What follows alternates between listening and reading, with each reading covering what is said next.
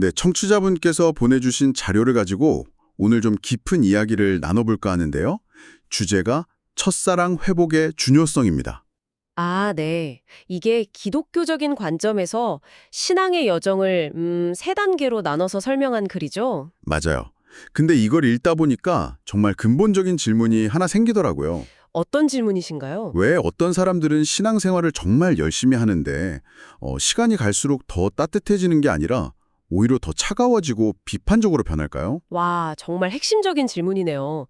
요한계시록에 나오는 에베소 교회가 딱 그 예시잖아요. 아, 맞아요. 칭찬은 많이 받았는데 네, 모든 걸 다 올바르게 행하면서도 결국 처음 사랑을 버렸다는 지적을 받죠. 오늘 우리가 볼 자료들은 그 원인이 그냥 열정이 식어서 뭐 그런 게 아니라고 봐요. 그럼 뭐라고 분석하나요? 인생에서 피할 수 없는 시험이라는 걸 어떻게 통과하느냐, 문제의 원인을 남에게서 찾는지 아니면 나 자신에게서 찾는지 그 갈림길에서 모든 게 결정된다는 거죠. 아하. 그러니까 같은 시험을 겪어도 어떤 사람은 그걸로 더 성장하고 어떤 사람은 오히려 무너진다는 말씀이시군요. 맞습니다.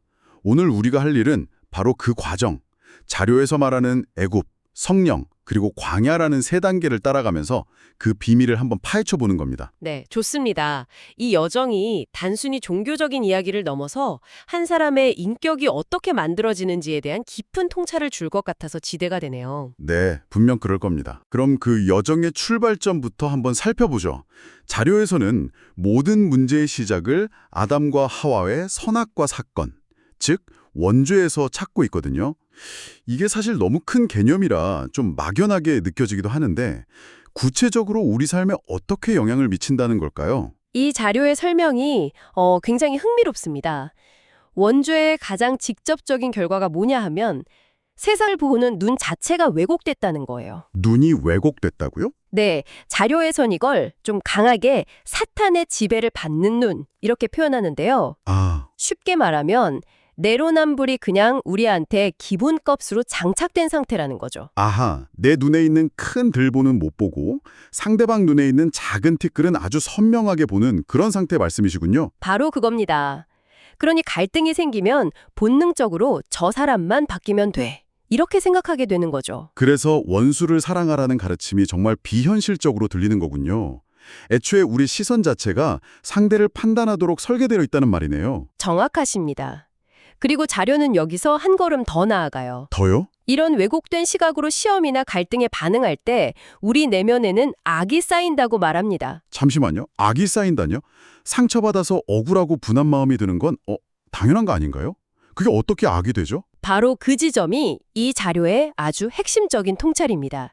자료는 그걸 상처받은 의분이라고 표현해요. 상처받은 의분. 네, 내가 받은 상처에 근거해서 너는 틀렸고 나는 옳다고 주장하는 거죠. 겉보기엔 옳은 일을 하는 것 같지만 그 동기가 하나님의 의의가 아니라 나의 억울함에서 시작됐다면 그건 결국 악을 악으로 갚는 행위가 된다는 겁니다. 와, 그럼 상대방의 악에 나의 또 다른 악으로 맞서는 셈이 되는 거군요. 그렇죠. 이런 상태로는 아무리 겉으로 헌신하고 봉사해도 내면은 계속 분노로 가득 차게 되고 첫사랑의 기쁨은 사라질 수밖에 없다고 경고하는 겁니다. 이야, 문제의 뿌리가 생각보다 훨씬 깊네요. 그럼 이 근본적인 문제를 해결하는 여정은 어떻게 시작될까요? 첫 번째 단계, 애굽의 영적 성장 시기로 한번 가보시죠. 네.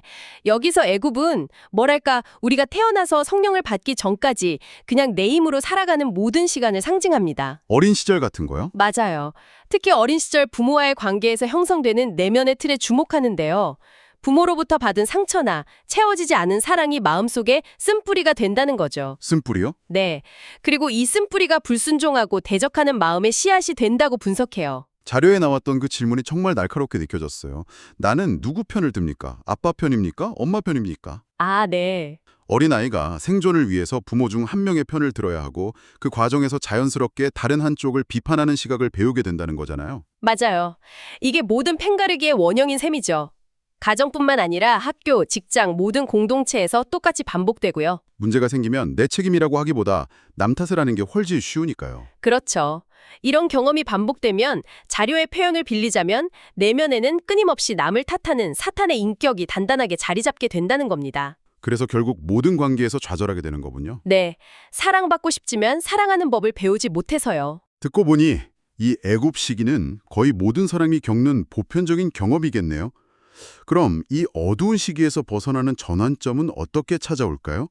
두 번째 단계, 성령 받은 영적 성장 시기가 그 역할이겠죠? 네, 자료에 따르면 이 시기는 전적인 하나님의 은혜로 찾아오는 아주 극적인 변화의 순간입니다. 거듭남, 중생이라고 하죠? 맞습니다. 성령을 받으면서 과거의 죄와 상처로 더러워졌던 마음이 깨끗하게 씻겨지는 경험을 하는 거죠. 그래서 세상이 아름다워 보이고 미워했던 사람도 막 용서할 수 있을 것 같고 네, 바로 그 첫사랑의 경험입니다. 모든 문제가 다 해결된 것 같은 그런 느낌이 드는 때요. 맞아요. 그런데 이 자료가 여기서 아주 중요한 경고를 합니다. 경고요?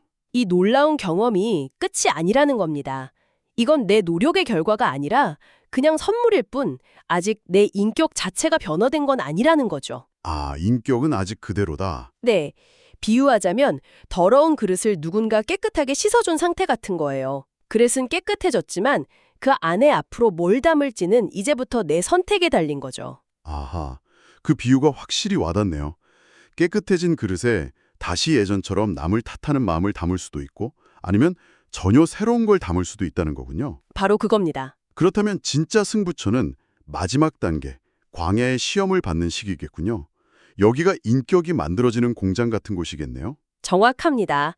광야는 첫사랑의 뜨거움이 좀 지난 후에 일상 속에서 마주하는 크고 작은 시련과 갈등의 시간을 의미해요.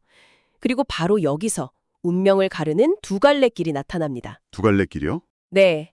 첫 번째 길을 가는 사람들은 시험이 닥쳤을 때 그 원인을 상대방이나 환경이 아니라 자기 자신에게서 찾기 시작해요. 아, 남 탓을 안 하고요? 그렇죠. 그리고 자기 생각 대신 말씀을 붙들고 스스로를 낮추는 훈련을 하죠. 이 사람들이 바로 선으로 악을 이기는 사람들입니다. 선으로 악을 이긴다는 게 구체적으로 어떤 의미일까요? 그냥 참고 용서하라는 건가요? 그것보다 훨씬 더 능동적인 개념이에요. 상대방의 악한 행동에 대해서 상처와 분노로 반응하는 대신에 그 상황을 통해서 내 안에 교만이나 이기심을 발견하고 그걸 내려놓는 선택을 하는 거죠. 아, 나를 돌아보는 계기로 삼는 거군요. 맞습니다. 이 과정을 반복하면서 내면에는 미움 대신 사랑과 온유함, 즉 선이 쌓이게 되고 점차 그리스도의 인격을 닮아간다고 설명합니다. 그렇다면 두 번째 길은 그 정반대의 선택을 하는 사람들이겠네요. 네, 같은 시험을 겪는데도 한쪽은 성장하고 다른 쪽은 오히려 퇴보하는 거죠. 무엇이 그 결정적인 차이를 만드는 걸까요? 결정적인 차이는 바로 자기 의에 있습니다. 자기의요? 네, 두 번째 길을 가는 사람들은 시험이 올 때마다 반사적으로 상대방을 탓하고 자기 정당성을 주장해요. 나는 잘못한 거 없는데 왜 나한테 이런 일이 생기지 하면서요? 바로 그거죠. 이게 앞서 말한 악을 악으로 이기는 방식입니다. 내면에는 계속해서 분노와 원망, 즉 악을 쌓아가는 거예요. 결국 성경 지식은 많은데 삶은 변하지 않는 자료에서 말한 서기관과 바리새인처럼 되는 거군요. 맞습니다. 겉모습은 누구보다 경건한 신앙인이지만 그 내면은 여전히 애굽 시기의 상처와 자기의로 가득 찬 아주 비극적인 상태에 머무르게 된다고 경고합니다. 두 길이 너무나 명확하게 갈리네요. 듣다 보니 많은 사람들이 자신도 모르는 사이에 그 두 번째 길로 들어서 있을 수 있겠다는 걱정이 드는데요. 그럼 이미 잘못된 길로 들어선 사람이 다시 그 순수한 첫사랑을 회복할 방법은 없는 걸까요? 다행히 자료는 길이 있다고 말합니다. 그리고 그 가장 극적인 예시로 사도 바울을 들어요. 아, 사도 바울이요? 네. 아시다시피 바울은 처음에는 자기의 율법적 의로움에 대한 확신으로 가득 차서 그리스도인들을 박해하던 사람이었잖아요. 전형적인 서기관과 바리새인의 모습이었죠. 그쵸. 그랬던 그가 어떻게 변했는가? 자료는 그가 늦은 비의 은혜를 입었다고 설명해요. 율법이라는 거울을 통해서 자기가 얼마나 의로운지가 아니라 자기 죄의 근원이 얼마나 깊고 어두운지를 처절하게 보게 됐다는 뜻입니다. 단순히 내가 좀 잘못했네 수준이 아니라 자기 존재의 실체를 완전히 마주했다는 거군요. 네, 그래서 그가 고백하잖아요. 자신이 과거의 비방자요, 박해자요, 폭행자였다. 심지어 내가 죄인 중에 괴수라고까지 말하죠. 와, 보통은 숨기고 싶을 자신의 가장 어두운 면을 그렇게 만천하에 드러낸다는 게 정말 대단한 용기네요. 네, 그리고 바로 그 자기 인식의 변화가 회복의 출발점이었습니다. 하지만 거기서 멈추지 않았어요. 많은 날마다 죽노라라는 고백을 했죠. 맞습니다. 그게 바로 회복의 구체적인 방법론이에요. 시험이 찾아올 때마다 상대방을 판단하려는 나의 옛사람, 그 자기의를 매일매일 의지적으로 십자가에 못 박는 삶을 살아야 한다는 겁니다. 날마다 죽는다는 게 참 비장하게 들리면서도 한편으로는 좀 막막하게 느껴지기도 합니다. 그걸 일상 속에서 어떻게 실천할 수 있을까요? 자료에서 아주 인상적인 실천 방안을 제시하는데요.